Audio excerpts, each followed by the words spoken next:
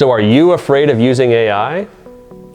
I'm Serge from SkyComp, and hopefully I'm going to be able to demystify AI, and I'm going to share with you that most of your life you interact with AI and don't necessarily even know it.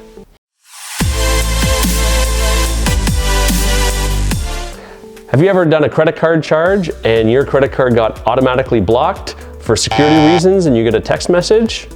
That's AI.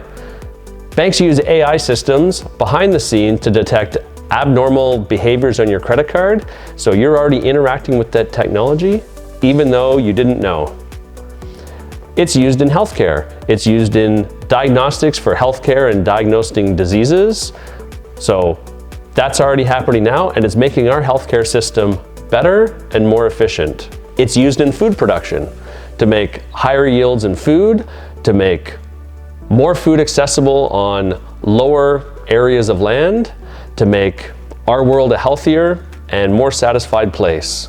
And have you ever watched something on Netflix? Did it give you a suggestion of a show that you were amazed that it knew exactly what you liked and that show was amazing? Again, that's machine learning and tracking all the details of your likes, and when you thumbs up or thumbs down different shows, it starts to give you suggestions. That's all based on machine learning, which is a form of AI.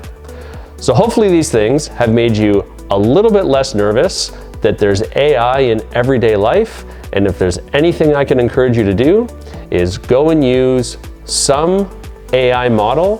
Start with the standard ones, ChatGPT, Gemini, Grok, Llama from Facebook, any of those ones, and just start asking it some basic questions. Start with your personal things that are not to do with work, just to start building up a familiarity with it.